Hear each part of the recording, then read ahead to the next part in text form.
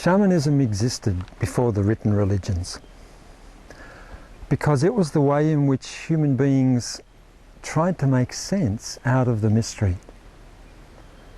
Before cities and before towns, we existed in nature.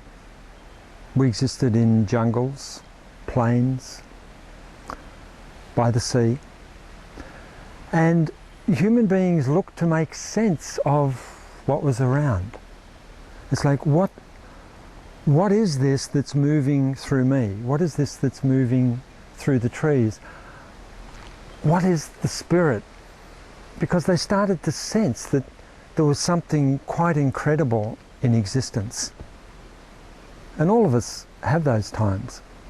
We have those times standing on top of a mountain or by the sea or overlooking a scene of natural splendour, and we're touched, often to the deepest part of ourselves, because spirit lives in nature. And so shamanism arose all over the planet, individually, differently, but with central themes, trying to give an account of what moved through life. Now, the shamans were healers, they were visionaries, they were the intermediaries between spirit and human beings. If someone was ill, they'd call in the shaman. Now, how did people become shamans? How did I become a shaman? My name's Deva Daricha. And in 1976, I was on top of a pyramid, and in Mexico, the largest pyramid on earth actually, a place called San Juan de Teotihuacan. And I came down from the pyramid and walked to an altar. And as I turned around to come back from the altar, there was an Aztec medicine man standing beside me in full dress. And no one else could see him. And that was my precipitation, that was my calling into the world of the shaman. And that awoke some very profound things in me. And so for the next 13 years I journeyed. I sought out some of the best teachers in the world who weren't formally teaching shamanism. They were teaching about breath and feeling, they were teaching about bodies, they were teaching about the use of sound for healing, they were teaching about how to access various layers of the unconscious. And I used what they taught as part of my own journey to come to understand how I could be a healer, how I could be a seer, that is, how I could see things, how I could enter into other dimensions, and how I could guide people into those dimensions as well. My own training really completed in 1989 when I went to Uluru with a group of men. We were going to explore the interface between white men who were interested in the shamanic path and Aboriginal elders who had been living that path for a long time. And it was my first time to Uluru, and I was walking around. My feet hurt because I'd had new shoes on, new boots on, and I thought, it's time to lie down. So I said to the others, you go on, I'll lie here. And I did that. And I lay on the rock, and I said, well, here I am, give it to me. The events that followed over the next 9 days totally transformed my life. I went into all sorts of other spaces and dimensions. I received teaching. My body was encoded with various knowledge. And that's really not unusual in this country, because that is the way in which medicine men really fully complete their calling. So during the last decade I've been doing a lot of things. I've been doing business, I've been teaching people to meditate, I've been working on people's bodies, but I've also been teaching people how to enter into the shamanic world. Now, what does that mean? Well, the shamanic world is like a parallel world that exists simultaneously with the world that we normally see. And it's always there to be seen if you know what it is that you're looking for. Sometimes, you know, in your life you'll say something and the wind might blow, or a bird might pass by or make a call, or maybe something will fall over And if you're aware, you'll say, wow, what was that? And what you learn in the shamanic world is what that language is.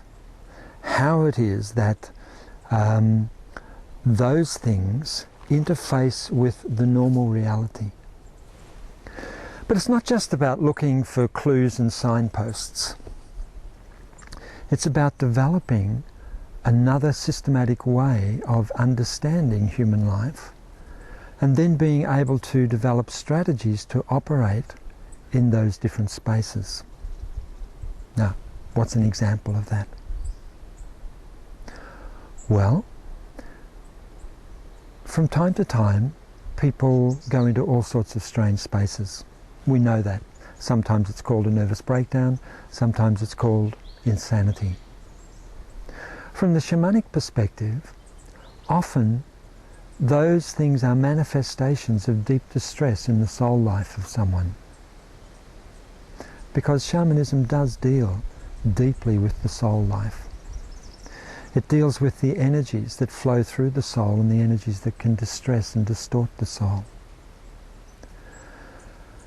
What I've come to see from a shamanic perspective is most things that are called madness, if we understand the way in which beings that have died can come into us.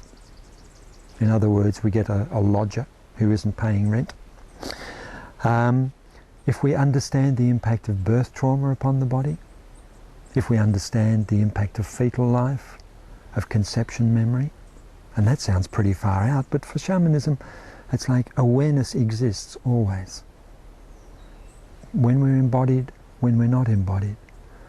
And so, from my perspective, we can go back into past lives and see how we lived and how we died in those lives influences things that are happening now. And also we can look and see how things that happened in our ancestors' lives are moving through the flow of time and the flow of history in our own life.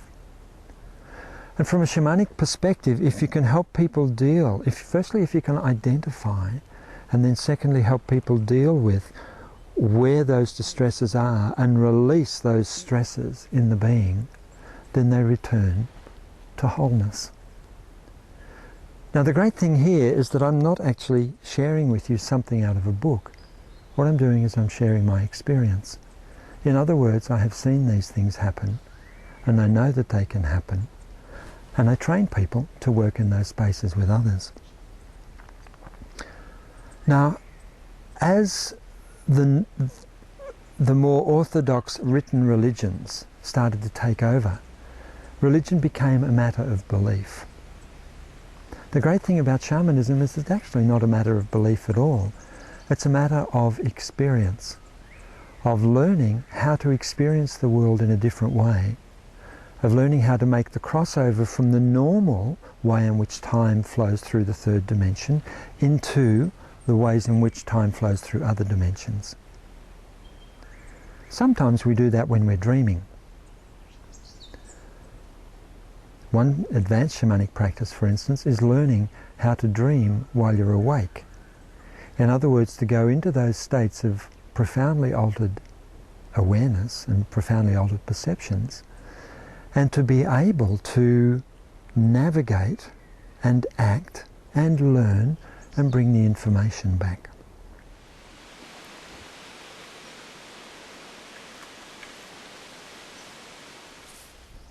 Traditionally, the shaman as seer would look into other parts of existence. I mean, sometimes they were just pure psychics. You know, they'd be able to see where the caribou were in their dreams, or where they needed to go for water, or, you know, where the good hunting was likely to be. But they also had much more profound sorts of ways of entering into those spaces and dreamings as well. And for a moment, let's just look at that word dreaming, because living in this country, we do hear this. We do hear about the dreaming, and we do hear about the dreaming of this country. And while I don't want to go further with that, because really it's not my job to talk about the Aboriginal dreaming, the dreaming is a profound aspect of shamanism. Traditional shamans were able to go into spaces where they could see what was causing a person's illness. They might be able to see, for instance, that the person's totem animal was ill, and that led to illness in the person. Now, we don't think like that, of course.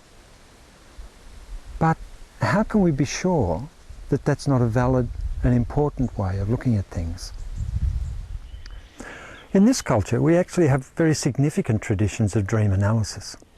Carl Jung really brought dreams back into our awareness.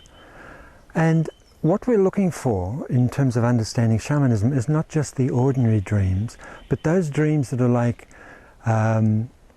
manifestations of the desires of the soul, or directions of the soul and how it needs to go.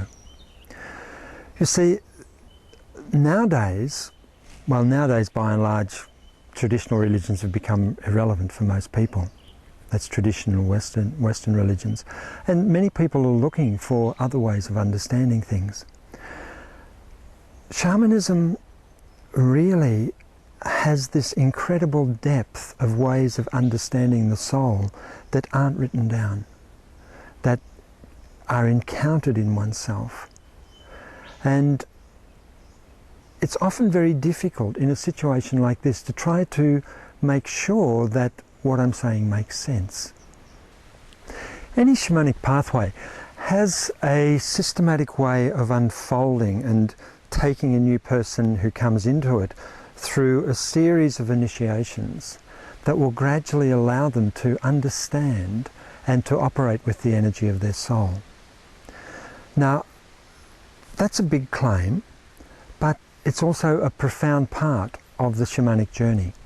And that's what makes it, for me, so compelling, in that in most of the traditional religions that we have available in the West, it's belief, it's faith, and it's taking into account what the commentators or what the Bible said or what some other sacred text has said. What the shamans have been telling us, and they've been telling us this for millennia, is that you can find all of this out in your own being, and you can find out the nature of your own being. Sounds a bit like Buddhism, doesn't it? A lot of similarities between certain parts of Tibetan Buddhism and certain parts of shamanism. We'll talk further about shamanism after we've had a break. We're going to the break now. Welcome back. We're talking about shamanism. I want to talk a little about the shaman as healer, because this has been a very profound part of the shaman's work. From a shamanic point of view, everything is energy. Now, that actually happens to be the perspective of modern atomic physics as well. Strange about that. Now, what does that mean, that everything is energy? Well, it means really that there's only one thing, and that underlies all that there is. And if you can understand the various manifestations of that one thing, of that central energetic impulse, then you can bring extraordinary healing to people. Now, how do shamans go about healing? Every now and then, of course, on some television show or on a movie, people actually see shamans at work, but very often they're sort of like the dramatic things, you know, the witch doctor doing something, or, you know, the magical healer or whatever. But often shamans healed through touch. And that was a very skilled way of learning, a very skilled way of healing. And what the shamans would do would be to sense where in someone's body, where in their overall energetic configuration, an energy was held. And then they would work to release that. That might be a very deep touch, it might be a systematic touch, it might be just a passing touch. And sometimes the person may only just feel it in a little way, or sometimes it might produce a major release, a major catharsis out of the body. And within what we might call New Age healing techniques, there are a variety of ways of working with the body that would seem quite similar to that shamanic way. Another way in which shamans heal is through sound. And depending upon the culture, you may have anything from didgeridoos that have their ritual use through to various maracas and shakers, etc. On to healing chants. And that's similar, of course, to what the yogis have with healing mantras. And the idea there is that sound carries energy, and that energy, of course, can release things. And you know from yourself the way in which favourite music and songs and lyrics can touch you, and you also know that at times they have the capacity to take you into transcendent spaces. So here we have a traditional way of utilising sound to bring about enormous beneficial changes for people. Traditional shamans also had access to herbs, and they were anything from vines and leaves and roots and bark and poultices and things like that, that they could use to bring relief to people. When I lived in Mexico, I saw quite extraordinary range of things that were used as part of the traditional pharmacopoeia, part of the traditional pharmacy for bringing health and healing to people. And it's not surprising that modern drug companies are now going into the Amazon to learn from traditional healers, traditional shamans, and then to find the substances that they use and then to analyse those scientifically to see why it is that they work. I've often had some quite extraordinary experiences in healing shamanically and working in that way with people. One that sticks to mind because it was so totally outrageous was a young man in his 20s who came to see me. He'd been referred by someone who had heard me speaking about shamanism.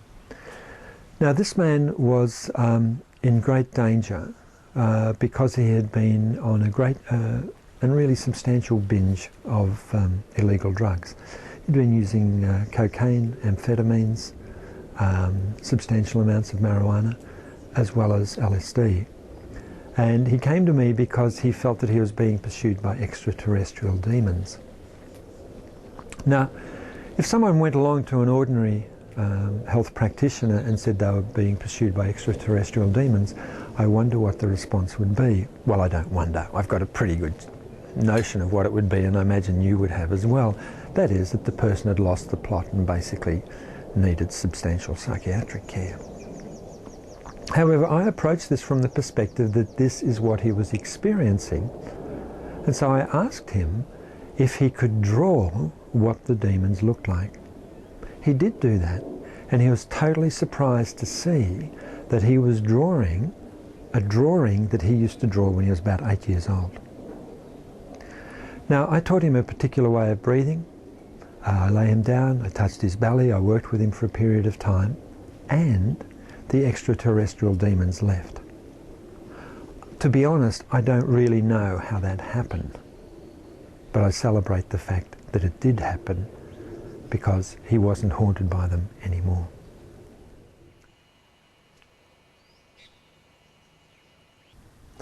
From a shamanic perspective, everything is alive. A river, a mountain, a tree, they're all alive. Animals, they're all alive. In other words, everything has awareness, everything has consciousness. What that means is because we have consciousness as well, we can actually communicate with those different forms of consciousness. Now, for some people that's a difficult thing to imagine. For others, of course, they do it all the time, even if they don't know that. I reckon Bart Cummings is a great shaman. He knows how to get things from horses that virtually no one else does. He knows somehow the secret of communicating with horse consciousness. And the film about the horse whisperer was about that. Other people, of course, have a green thumb. My dad could grow carrots. There's no way I can grow carrots. I don't understand how to get into carrot consciousness. He does. And you'll know different people who have absolute skill in being able to work with a particular plant or a particular animal and get astounding results from it. That's really a modern shamanic attainment, whether people know it and understand it or not. The more interesting ways of thinking about this is to think of various parts of the earth as having particular qualities, particular. For instance, right now when we're talking about this, the wind is coming. The wind often does that here when things of significance are being talked about. And that would show that the elements also have consciousness. Fire, rain, wind, the earth. And various parts of the earth have particular qualities. And indigenous people know that. And that's what causes a place to be sacred. The qualities of a place may be for men, or they may be for women. They may be for birthing or for dying. They may be for young people. They may be for healing. I was once taken to a place that had a whole collection of rocks, many of which were round. And depending on which part of your body you wish to heal, you would lie on or up against a particular rock. One rock was for the feet, another was for the belly, etc. And friends of mine who were with me, we were taken there by an elder. We all had amazing experiences as we felt the impact of these rocks on different parts of ourselves. And this is an awareness that indigenous people are offering us, to look at our land in a new way, to appreciate these qualities. We do it all the time. Sometimes we might walk into a pub and say, oh, let's get out of here, this feels really heavy or dark. We're actually reading the energy, we're reading the aliveness that's there, and we're responding to it. And we do that in nature. What this means is that if everything is alive, and we know this when we go on bushwalks, we know this when we go into profoundly beautiful places like Cradle Mountain, or to any other place that touches us deeply, we can feel that spirit resides there. And this really is the greatest argument for maintaining old growth forests, that this is where spirit is strongest.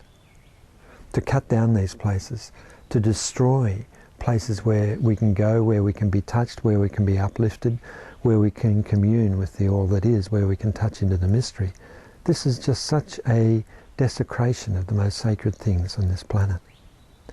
And it's bringing this shamanic awareness back into our ordinary life, and looking not only from that perspective of what we need now, but to look back 7 generations, to look forward 7 generations, to see how our actions in the natural world will impact nature and will impact others around us. This is something that we absolutely need to do. Ancient religions knew that the earth was alive. They knew that the earth was our mother, and they knew that we were part of that. And there's a shamanic way of looking at ourselves as being cells in the body of the earth. We know that the earth at this stage is under great challenge by what we've done. Anyone with a shamanic perspective would want to have clean air and clean water. And they're surely the things that we would want for our children. And so what I've tried to do today is to introduce you to just a brief overview of shamanism. That it is the most ancient of spiritual paths, and one that has immense relevance for us today. That the shaman is a healer, a seer, a prophet, and the bridge between the worlds of humans and spirit. I hope you've enjoyed today. It's been fun doing this. If you'd like to see me for a private consultation about the shamanic work, or attend one of our regular workshops, call me on 03 59 652 325. My name is Deva Daricha.